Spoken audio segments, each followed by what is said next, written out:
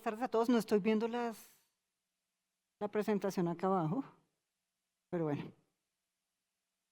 Bueno, es un gusto para mí estar aquí hoy con ustedes. Quiero agradecerle al doctor Otoya, a la Cámara de Cumplimiento, a Fasecolda, a Gustavo Morales, a todos, Daniela, Tatiana, bueno, en fin, por esta invitación. Yo les voy a hablar de cómo está el contexto macroeconómico, global y nacional, para que ustedes tengan una idea de en qué aguas nos estamos moviendo. Y luego también quiero mostrarles ciertos riesgos que también está enfrentando la economía colombiana. En particular, voy a hacer énfasis en la coyuntura fiscal y termino entrando al tema pues, que conocimos la semana pasada con la erradicación del presupuesto, examinándolo un poco en detalle de cara a la contratación y a los riesgos, a los retos y oportunidades que tiene este ramo. Entonces, ese es como el contenido que tengo previsto para hoy. Empiezo con este contexto global, y es que de unos años para acá, sobre todo acentuado después de la pandemia, hemos tenido, y ustedes en particular, que sí que lo han visto, una nueva norma, yo creo que a nivel global, y es la incertidumbre. Ahora nos toca saber que la incertidumbre no va a pasar, que volver a esas condiciones tranquilas que venían como con los ciclos parece que quedó atrás, y estamos viendo que enfrentamos una serie de eventos simultáneos, además, que nos llevan a tener esta perspectiva de incertidumbre. Tenemos factores como el escalamiento de los conflictos geopolíticos, las tensiones que ya completan más de 2 años en Ucrania y con Rusia, o lo que vemos más recientemente en Gaza, o incluso todavía más recientemente Tailandia contra Camboya. Entonces vemos que florecen y florecen estos eventos y estas dificultades geopolíticas afectando el entorno global. Tenemos además aparentemente un realineamiento del ordenamiento global con la llegada de Trump 2.0 y sus nuevas aproximaciones a lo que debe ser el rol de Estados Unidos y el rol de Occidente en general, ¿no? Entonces estamos viendo como que las fuerzas se vienen rebalanceando sin saber cuándo ni cómo vamos a terminar, pero por ahora pues la delantera la lleva Estados Unidos. El presidente Trump ha logrado básicamente sacar adelante frente a los demás países sus iniciativas, y ahí vemos como pues, este cambio en el orden. Estábamos esperando que Europa fuera un contrapeso, no lo está haciendo. Entonces Occidente ha venido perdiendo ese rol, también de cara a lo que está pasando en Israel. Era otra bandera que Occidente defendía, la democracia, que estamos viendo que se está cuestionando cada vez más qué tan efectiva puede ser la democracia, qué tanto podamos mantener la democracia liberal cuando tenemos también una polarización política e ideológica tan fuerte y que ha venido creciendo, además de los eventos propios del cambio climático que son cada vez más recurrentes, más fuertes, con mayor impacto. Entonces tenemos este mundo extraño, y en el lado económico también vemos fenómenos que pensábamos que estaban superados, como por ejemplo las altas tasas de inflación que observamos hace un par de años. Eso pensábamos que ya no era un problema y que si llegaba se podía controlar fácilmente, y fíjense que todavía estamos luchando por retornar a las tasas de inflación, no solo Colombia, globales, de largo plazo y sostenibles. Eso ha sido también otro desafío. Entonces tenemos un entorno global complejo, y eso miren cómo también se refleja en este indicador que hacen unos profesores de la Universidad de Chicago y de California. Ellos de tiempo atrás han venido haciendo un seguimiento a las noticias de periódico donde aparecen palabras sensibles asociadas con la incertidumbre, como desempleo, como riesgo, como recesión. Entonces cogen una serie de términos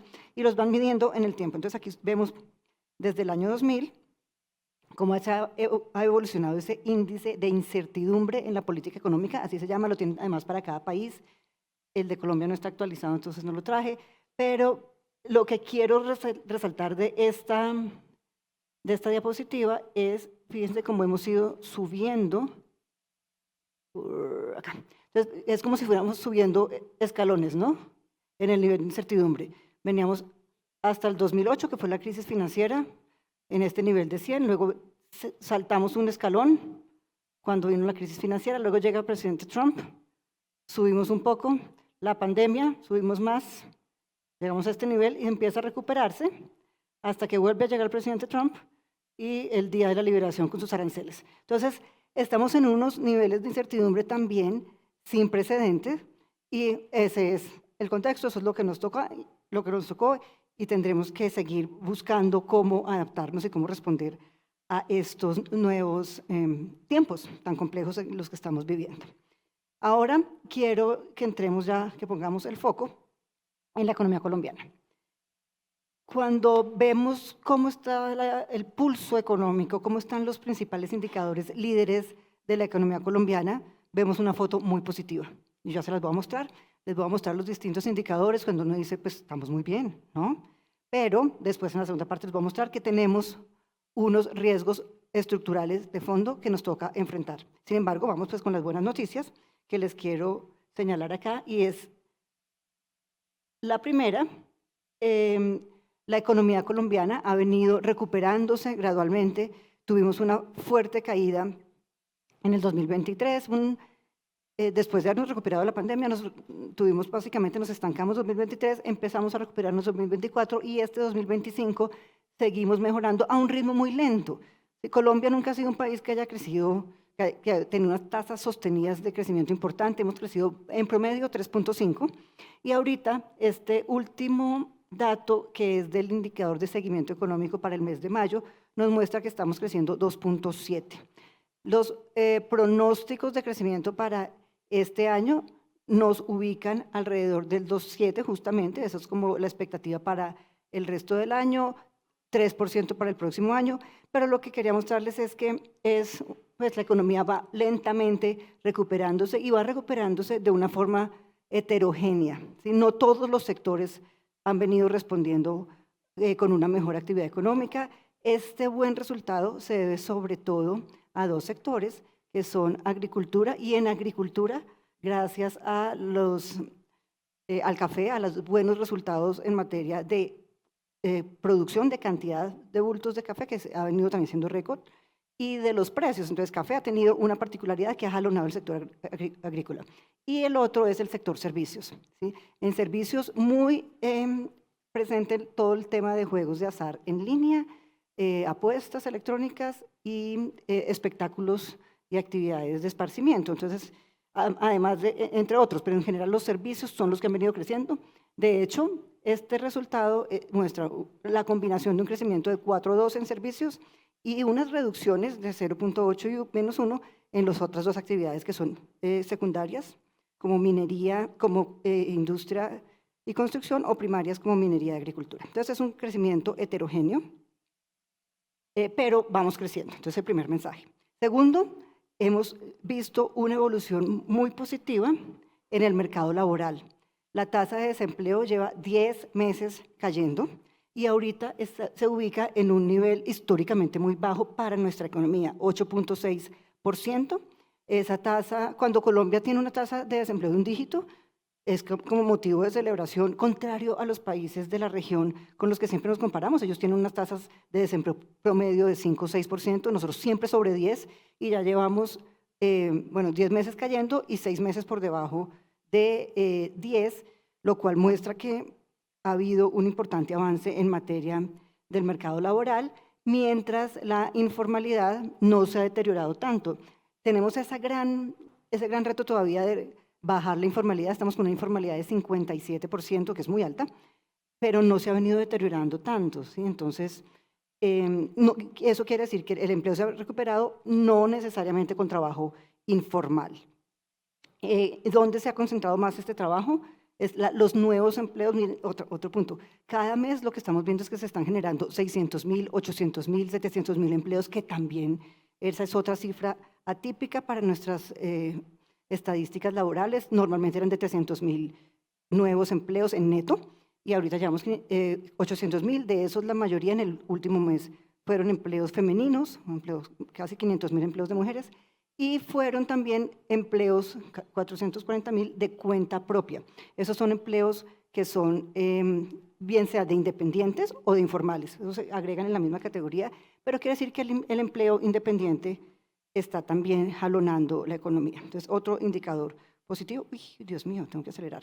Bueno, positivo también, la reducción de la inflación. Entonces, veníamos de una inflación, como les comenté al principio, muy alta, 13% alcanzamos en el 2023, y en este mes, en el mes de, estamos en junio, entonces por fin rompimos la barrera del 5%. Desde noviembre la inflación venía bajando, se estancó como en 5%, fíjense ahí, y ya bajamos del 5%, que es un buen indicador. La meta que tiene el Banco de la República para la inflación de mediano plazo es de 3%, entonces el banco hace todo, mantiene las tasas altas, que es la línea de arriba, en 9.25, porque tiene temor de que los riesgos que les voy a contar más adelante se materialicen y no baje la inflación. Entonces ahí está pelea permanente entre el gobierno y el banco.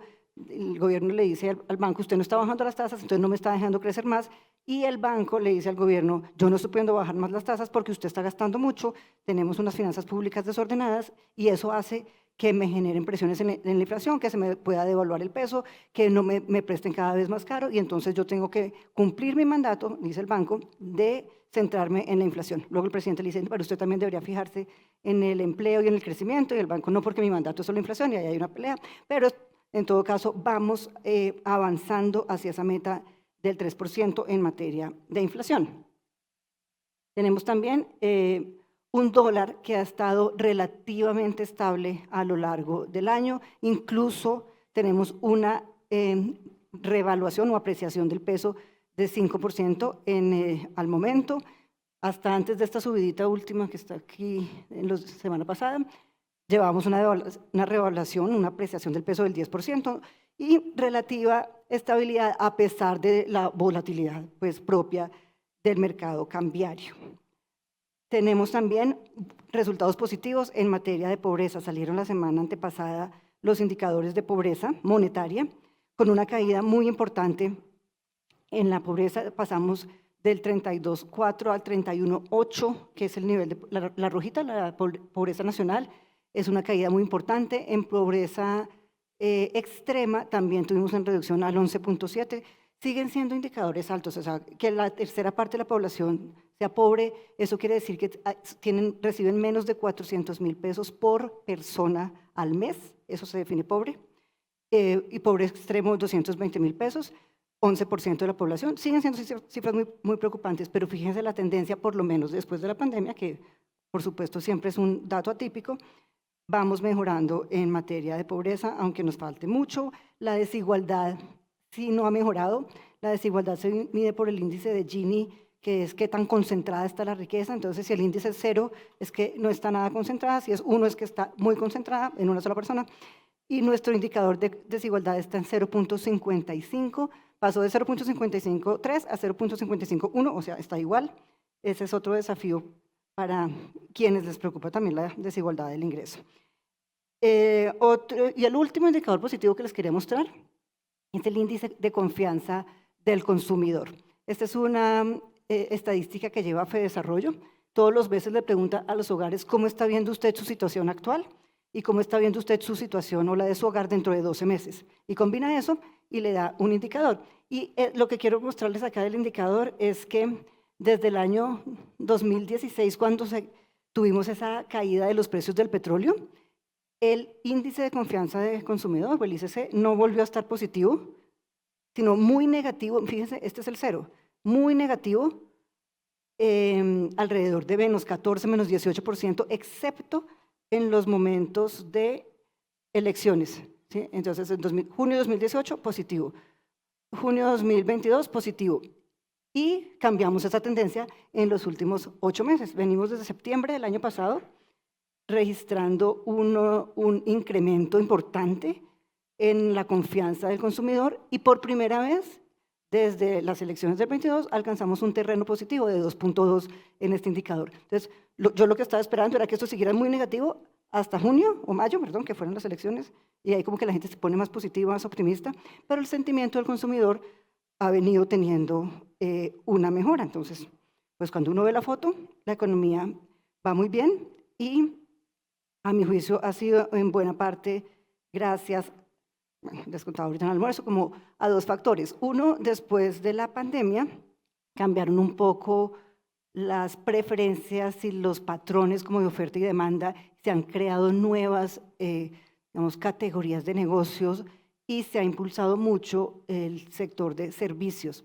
Y esto ha servido tanto para la confianza del consumidor porque la gente piensa que es más fácil emprender, es más fácil con una buena conexión, con un apoyo tecnológico, ofrecer distintos servicios. Hemos logrado incorporarnos cada vez más a la economía global gracias a la tecnología y se ha venido en Colombia transitando de la manufactura incipiente y los sectores básicos de materias primas a un sector de servicios cada vez más extenso. Entonces, eso es como lo positivo, pero ahora vienen los riesgos. ¿Cuál es para mí como la principal dificultad estructural de la economía? Y es la crítica situación de las finanzas públicas. Cuando vemos las cifras del déficit fiscal, que es esta de aquí abajo, espérense un segundo, no me confunde, esto de la coordinación no es tan fácil. Entonces, acá tenemos el déficit fiscal de la economía. Ay, perdón, esperen. Esto mejor. Aquí les muestro cómo en la línea punteadita morada, que es el plan financiero de febrero. En febrero el gobierno muestra cómo va a ser la financiación de su caja del año 2025 y unas proyecciones de cómo van a cerrar las cifras fiscales. Y cuando nos muestran en febrero nos dicen, miren, el déficit que fue muy grande en el 2024, mire cómo veníamos corrigiendo el déficit, y después de la pandemia, que obvio tuvimos que incurrir en unos déficits históricamente muy altos, déficit del gobierno central, empieza a mejorarse 7.8, 7.5.3, 4.2, y en vez de seguir la tendencia a la mejoría, el año pasado va a 6.8, pero nos dicen en febrero tranquilos, porque va a cerrar 2025 en 5.1 y vamos a llegar al 3.1 en el mediano plazo. Pero esto fue en febrero. Luego, ahorita en junio, nos dicen no, ya no va a ser esa la senda. Ahora, en el marco fiscal de mediano plazo que se radicó en junio, nos dicen vamos a tener un año 2025 peor que el año pasado y peor que lo que pensábamos en febrero. Vamos a tener un déficit de 7.1 que se va a ir mejorando gradualmente a futuro. La credibilidad que tiene el gobierno en cumplir sus metas se ha venido deteriorando de manera extrema. Sí, cada vez, ahorita les voy a mostrar un grafiquito donde las decisiones fiscales desconocen lo dicho un mes antes, 3 meses antes y generan también mucha incertidumbre, pero no solo eso, sino que eso también lleva a que los costos financieros para Colombia sean cada vez mayores, como también les voy a mostrar en un segundo.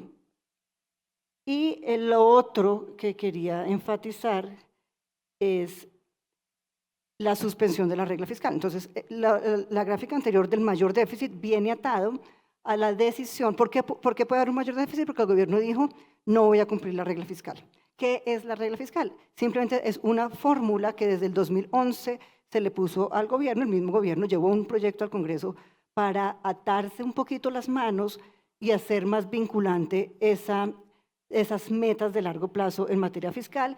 Y hasta el 2021 la regla fiscal era un numerito, o sea, su déficit no puede ser más de 4.9, 2.7, hasta 1%. A partir del 2021 debe ser 1% el déficit. En el 2021, después de la pandemia, se cambió la fórmula y lo que se dijo es, usted de aquí en adelante tiene que tratar de que su deuda total, ya no era solamente el déficit, sino la deuda no puede pasar de 55% del PIB.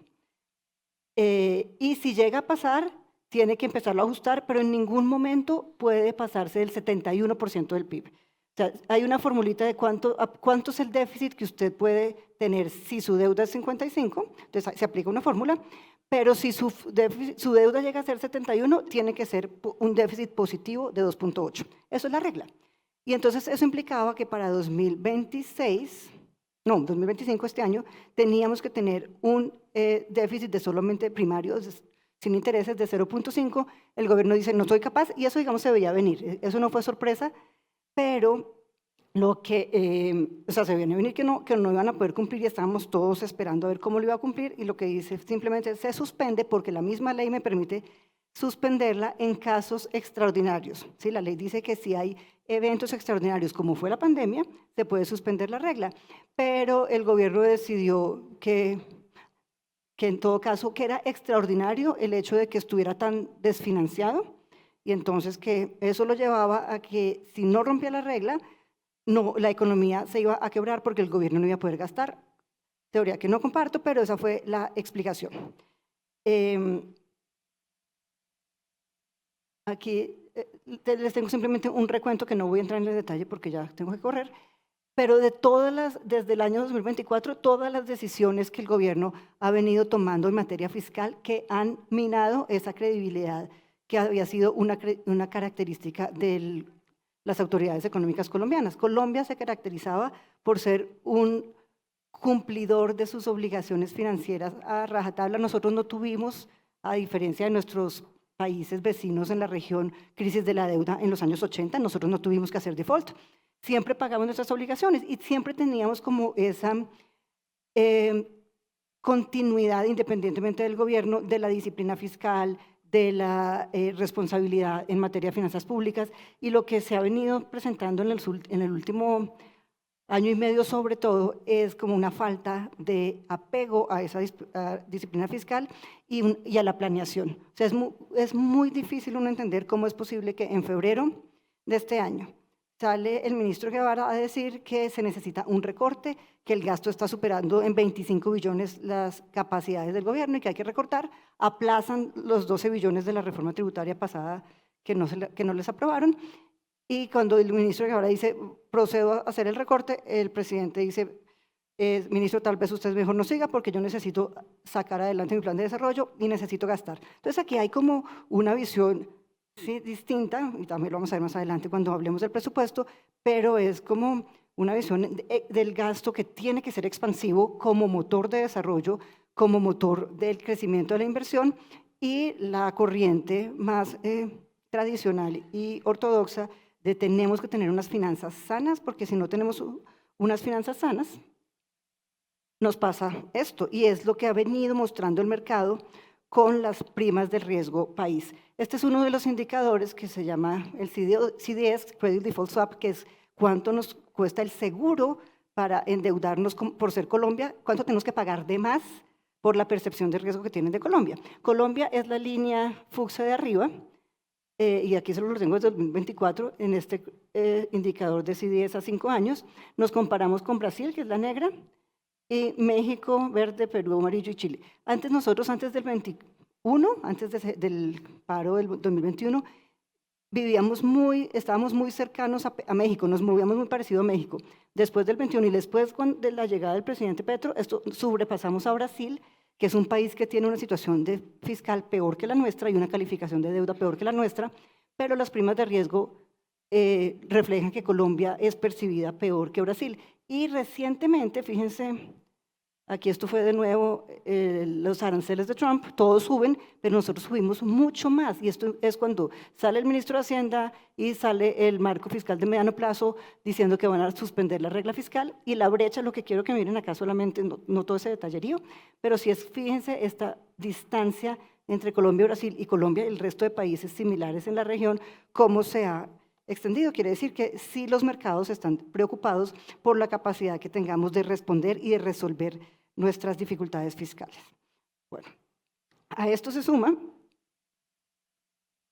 el presupuesto del 2026. Entonces, en junio radican el plan el marco fiscal de mediano plazo, y nos dicen, vamos a gastar un poco más en el presupuesto y vamos a tener que llevar una reforma tributaria, pero presentan este presupuesto en 29 de julio, la semana pasada, y lo que uno ve en este presupuesto es que están gastando todavía más de lo que habían dicho un mes antes y todavía más, mucho más de lo que se había dicho en febrero. Entonces, la planeación fiscal quedó abandonada. Aquí, ¿qué hay para destacar en este presupuesto? No les voy a mostrar aquí el detalle en el cuadro, pero sí algunos elementos importantes de lo que trae este nuevo proyecto de presupuesto radicado en el Congreso. Entonces, el total son 556,9 o 557 billones de pesos. Esto es un incremento de 9% frente al de este año, teniendo en cuenta el aplazamiento de los 12 billones de pesos que se hizo. No sé si recuerdan, el año pasado se quería llevar una reforma tributaria por 12 billones, pues el Congreso no la aprobó, entonces el presupuesto quedó congelado en 12, pero ellos siguen haciendo cuentas de que el presupuesto es los 523, y cuando lo comparan, por eso solo les da un crecimiento de 4,6, pero en realidad el presupuesto está creciendo 9%, con una inflación, como estábamos viendo, que se espera que cierre el año en 4,5, y habían dicho que iban a hacer un presupuesto austero, ¿cómo está creciendo 9%? ¿Sí? Entonces, eso es como un primer llamado, y sobre todo después de haber presentado el marco fiscal en junio, todavía menor. Otra característica del presupuesto, y esto sí es histórico, es que hay 3 sectores que concentran la mitad del presupuesto, que son salud, educación y defensa. Entonces, ahí nomás, sin deuda, o sea, uno excluye la deuda o me vuelvo uno. Cuando se está haciendo el presupuesto, siempre hay como 3 obligaciones que son las primeras que se pagan, o digamos 3 grandes cheques. El primero es la deuda, entonces, como les digo, siempre lo hemos cumplido y todavía se está cumpliendo, entonces la deuda se paga. Segundo, las transferencias a las regiones, el Sistema General de Participaciones. Y tercero, las pensiones. Entonces, esos son los grandes cheques que ocupan el presupuesto y por eso esos sectores ocupan tanto peso en el presupuesto. Pero si le sumamos otros 2 sectores, que son trabajo, donde están las pensiones, y Hacienda, donde está parte del propósito general del sistema de participaciones, más Hacienda ha venido teniendo una característica particular, y es que cada vez se le mete una bolsa más grande de recursos para que distribuya a lo largo del año. Ahí hay un conflicto porque el Estatuto Orgánico dice que no puede haber partidas globales, pero eso ha venido teniendo carrera en el Congreso y se mete esa gran bolsa. Entonces, Hacienda por eso también crece tanto.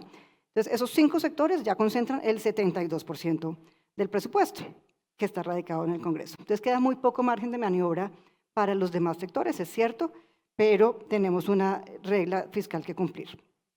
El presupuesto además incluye 26,3 billones de gastos desfinanciados. Por eso el gobierno va a presentar una ley de financiamiento o reforma tributaria que busca que el presupuesto cierre y que esos 26,3 billones se consigan.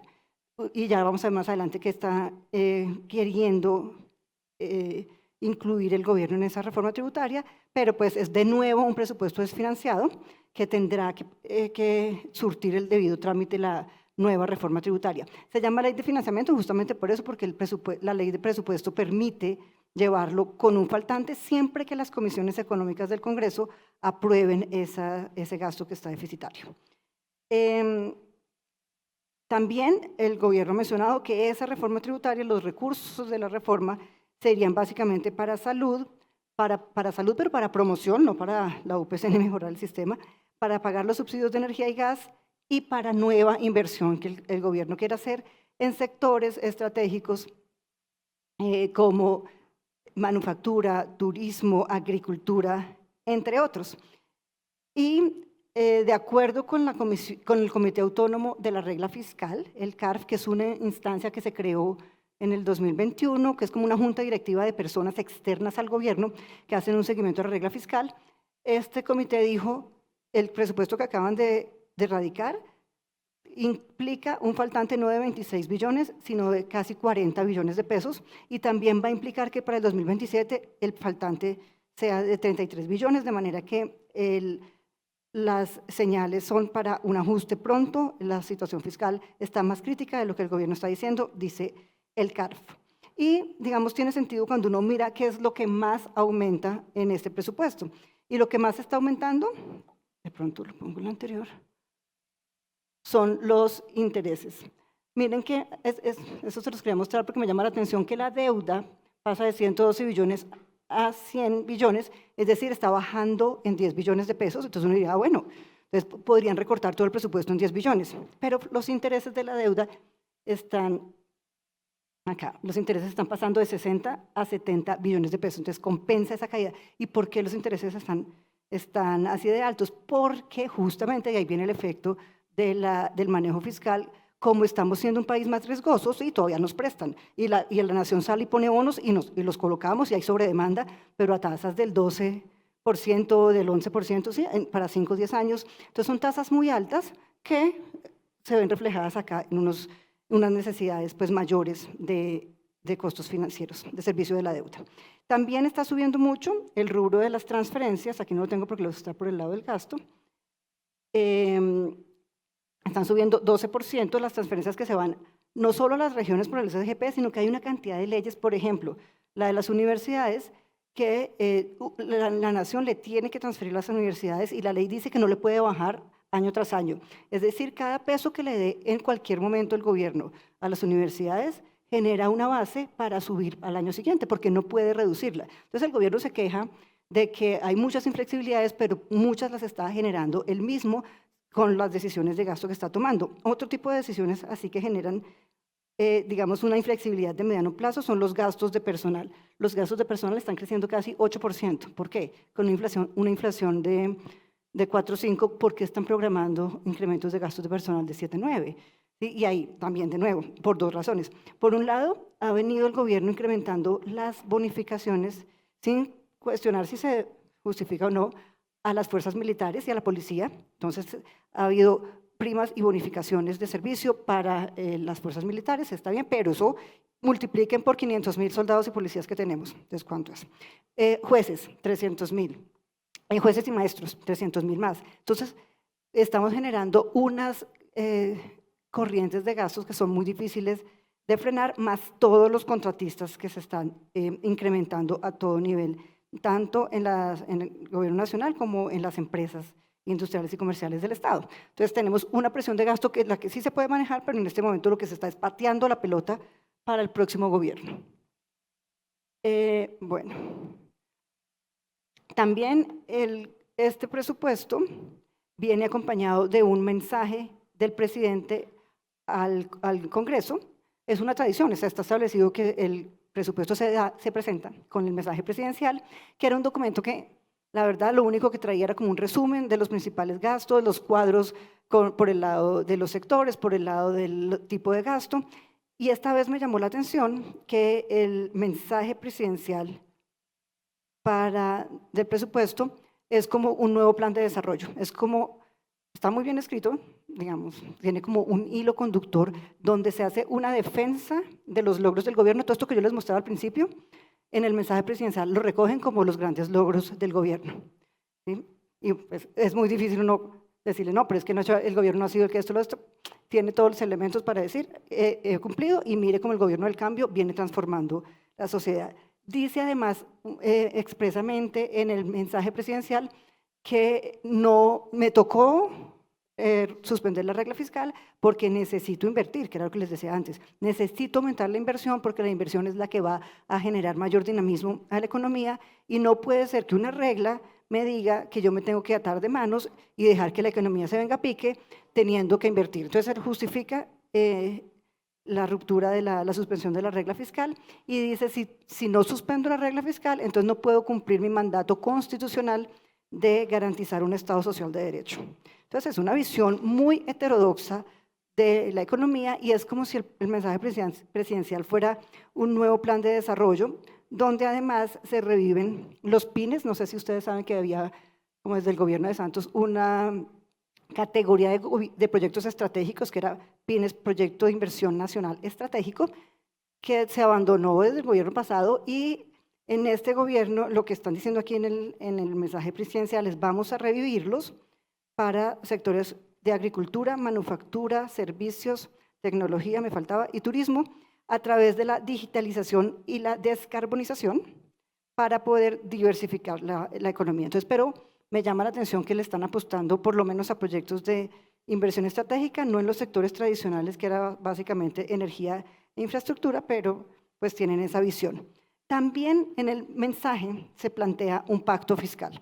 En el mensaje hay una queja recurrente a las inflexibilidades del gasto, a la dificultad de superar las deudas que dejan los gobiernos pasados, las vigencias futuras de los gobiernos pasados. Entonces dice en el mensaje, vamos a buscar un consenso con el Congreso, un consenso con la sociedad civil para tener una reforma tributaria, ese es el pacto fiscal, reforma tributaria que aumente ingresos, reforma a los gastos que me reduzcan las inflexibilidades y un mejor manejo de la deuda para poder invertir más en estos sectores que les comenté. Pero eso, y por eso digo yo que es como un plan de desarrollo, porque a ver, le falta un año, mientras se lograra, suponiendo que se lograra un pacto fiscal, tiene que ir al Congreso a llevar actos legislativos incluso para reducir las inflexibilidades. Entonces, más como un saludo a la bandera, pero digamos la filosofía de la visión del gobierno queda ahí de nuevo planteada. Me llama la atención que también se defiende la sostenibilidad fiscal, es como si ese pedacito, no sé si lo escribió otra persona, pero hay una defensa a la sostenibilidad fiscal y a la confianza como un activo público fundamental. Y finalmente, en el mensaje también se destaca la necesidad de avanzar en infraestructura, como otro capítulo, me pareció curioso, y mencionan específicamente las 5G, el Metro Bogotá, el Mío de Cali, el Regiotram y los buses eléctricos. Entonces, digamos, eso es como el compendio de ese mensaje. Ahora vamos a, como les digo, parte del pacto fiscal sería la ley de financiamiento o reforma tributaria, que tiene como 6 elementos, según lo que dice. Una revisión profunda del IVA para que sea más progresivo y eficiente, una disminución de lo que se conoce como el gasto tributario, que es la suma de todas las exenciones, deducciones, descuentos, tarifas preferenciales. Entonces, eso también lo buscan. Claro, la reforma todavía no se ha radicado, esto es apenas como el primer bosquejo de lo que ellos mencionan que va a incluir. Un aumento en los impuestos directos a las personas naturales, sobre todo en renta y patrimonio, y sobre todo a las personas con mayor capacidad de pago para lograr más progresividad. También se menciona la actualización del impuesto nacional al carbono, que está, de acuerdo, como dicen, lejos de los estándares internacionales, y nuevos impuestos sobre bienes o servicios con externalidades negativas, como es el caso, lo mencionan ellos, plaguicidas, ruido ambiental, ni idea, vapeadores y juegos de azar en línea, que ya viene con el impuesto de la emergencia en el Catatumbo. Entonces la idea es mantener por lo menos ese, que con ese sí estoy de acuerdo. Y finalmente, como toda reforma tributaria, tiene un componente de fortalecimiento institucional a la DIAN para bajar la evasión y la ilusión. Bueno, entonces, ese es básicamente el panorama que quería mostrarles para la economía colombiana. Y ahorita ya para cerrar quiero referirme un poco a los retos que frente a estas dificultades que les he mostrado veo en el sector. Entonces, primero, el ramo de cumplimiento, como en general, los seguros vienen enfrentando un entorno cada vez más difícil, más cambiante, más exigente, al cual hay que ir respondiendo y adaptándose. La buena noticia es que la economía colombiana, como les estaba diciendo, viene recuperándose de forma gradual. Ahí vamos mejorando, lentamente, lejos de lo que necesitamos de verdad para poder tener un impulso y lograr un mayor nivel de desarrollo y reducir la pobreza que les mostraba. Necesitaremos crecer por lo menos, pero por lo menos al 4. Y todavía estamos lejos de llegar a unas tasas de crecimiento de la economía del 4, pero eso tiene que ser nuestra meta mínima. Entonces, a esta mejora de la economía también se suma los anuncios que esperemos que se materialicen por parte del gobierno de incrementar la inversión pública. Esto, pues, si está sujeto a la reforma tributaria, pues no creo que se dé, porque no creo que se apruebe la reforma tributaria, o muy poquito, no por los 26 billones. Y entonces eso es lo positivo, pero todavía estamos viendo que las limitaciones fiscales en las cuales hice tanto énfasis siguen siendo una restricción para nuevos proyectos, para tener la caja suficiente para responder oportunamente a las obligaciones y que no se retrasen las obras y los contratos. También hay otra limitación que hablábamos ahorita en el almuerzo, y es el cambio en las reglas del juego. ¿Sí? Aquí hay un punto al que quiero referirme antes de cerrar, y es el tema de las vigencias futuras. Hay toda una discusión del cumplimiento, el posible incumplimiento de las vigencias futuras. Hay un borrador de decreto que sacó el gobierno para facilitar o para modificar el trámite de vigencias futuras de las APP. No les está exigiendo pasar por la evaluación de contingencias que hace el Ministerio de Hacienda ni de riesgos que hace el DNP cuando se trate, dice el proyecto, de vigencias futuras que no cambien el monto total. Entonces es muy difícil porque pues, si yo estoy reprogramando en el tiempo, algo tengo que cambiar el monto total. Pero yo, ¿qué estoy viendo? Hay unas críticas de la Cámara de Infraestructura diciendo que esto es una modificación arbitraria.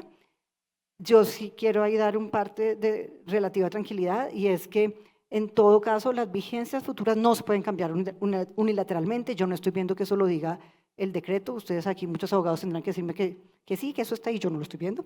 Lo que está diciendo es ya no tiene que pasar por estas dos instancias cuando las va a reprogramar, puede ir directo al CONFIS y si no cambia el monto total, la puede cambiar en el tiempo. Y no me tiene que presentar estos dos requisitos de contingencias y de riesgos que antes era un requisito. Entonces lo que dicen es va directo al CONFIS y en general mi punto sobre las vigencias futuras es que no las puede cambiar el gobierno unilateralmente. Si llega a sacar ese decreto y si dice eso, pues se tiene que caer porque es que es un contrato que se tiene firmado. Y el gobierno puede querer modificarlas, pero si no está de acuerdo el concesionario o el contratista, no las puede cambiar. Y lo otro que también quería decirles, que les mencionaba al almuerzo, la reprogramación de vigencias futuras es una práctica súper usual. Y no lo puede hacer, de nuevo les digo, unilateralmente el gobierno. ¿Qué se hace? Se ve como siempre hemos tenido estos déficits fiscales y estas dificultades. O sea, la coyuntura fiscal crítica es de siempre. O sea, yo estuve en la Dirección de Presupuesto, en el Viceministerio de Hacienda, en la Presidencia de la República. Siempre teníamos unos déficits y ¿qué íbamos a hacer? ¿Cómo vamos a cerrar el año? Una de las opciones siempre ha sido revisar cómo va la ejecución de los contratos que tienen vigencias futuras. No solo infraestructura, de todo. Y si uno ve que hay un contrato que va atrasado por la razón que sea, o sea, ahora que se induzca el atraso sería otro problema que acabo de pensar, pero si un programa va atrasado y en vez de necesitar 100.000 millones de pesos para este año, el año siguiente que es la vigencia, yo veo que va a necesitar o la entidad ve que va a necesitar 50.000, se discute con el contratista y le dice, mire, yo le voy a volver a dar sus 50.000, pero se los doy en los 2 años siguientes o cuando se necesite, pero se acuerda. Eso no es unilateralmente que llegue el gobierno y se le voy a desconocer su vigencia futura, por más que el gobierno quiera, ¿sí? No lo puede hacer. Y en últimas también les decía yo, quien tiene que modificar el contrato es el ordenador del gasto, es la entidad respectiva, y no veo a ningún funcionario que sepa modificando un contrato unilateralmente. ¿Sí? No lo veo, es una responsabilidad muy grande, nunca se ha hecho, y lo que creo que se quiere buscar con ese decreto es facilitar, porque como se necesita tanto espacio, se necesita caja, entonces facilítele la reprogramación al que quiera, al que pueda, o induzca la reprogramación, pero de nuevo concertada, para que haya más espacio. Entonces, por ese lado, yo creo que no sé, me parece muy difícil creer que lo puedan llevar a cabo por más intentos que tenga el gobierno. Ahora, ¿qué sí puede hacer? Que ya también lo discutíamos al almuerzo y que ya lo hemos visto. Cambio en las condiciones, las que no son contractuales. Entonces, quita el peaje, pero pues en el contrato dice que yo si quito el peaje, entonces le tengo que reponer por esos ingresos que usted está dejando de percibir, que hacían parte de toda la estructuración financiera, y se viene la pelea mientras calculan cuánto es, y eso es un riesgo, es cierto. Pero tiene que estar por eso bien recogido dentro de los contratos, y eso fue una de las características justo, ya me acabó el tiempo, de las 4G, y era, revisemos bien cómo está el balance de riesgos y cómo se están asumiendo, y en principio eso estaba recogido y también pues se repite en las 5G que se espera que empiecen a avanzar. A nivel micro también hay ciertos sectores en los que ha habido muchas dificultades y se ve una perspectiva muy desfavorable por la visión también de que el Estado tiene que ser el proveedor por excelencia de bienes y servicios, de que la cultura o la práctica más bien que teníamos de participación privada en sectores como infraestructura, que ya lo vimos, o como salud o como energía, no es bienvenida, ¿sí? Entonces eso ha generado que en estos sectores, salud y energía, por ejemplo, se vea mucha dificultad para salir adelante, pero es en el fondo también veo, y con esto cierro, una decisión o un desconocimiento del aseguramiento. para el gobierno el aseguramiento o el agrupamiento de los riesgos, ¿sí? No es una ventaja, o sea, no lo ven como una ventaja, lo ven como un costo adicional. O sea, nos toca empezar a venderle la cultura del seguro al gobierno, porque para ellos asegurarse es perder plata. Entonces yo, ¿por qué? En el caso de energía, por ejemplo, ¿por qué vamos a pagar por un cargo de confiabilidad? ¿Por qué voy a darle tanta importancia a que no haya un apagón, haciendo que mis tarifas sean más altas? Porque en el fondo es eso, en el fondo es que yo me estoy asegurando frente a un evento adverso donde no haya energía. Entonces es una visión que va también en detrimento de algunos sectores. De manera que los riesgos están, hay que balancearlos, hay oportunidades, hay una economía que lo que nos ha demostrado es su capacidad de responder, de ajustarse y adaptarse al cambio, de crear nuevas oportunidades y con esta expansión y con este crecimiento también los seguros de cumplimiento seguirán siendo un respaldo para el desarrollo de la economía. Con eso cierro. Muchas gracias.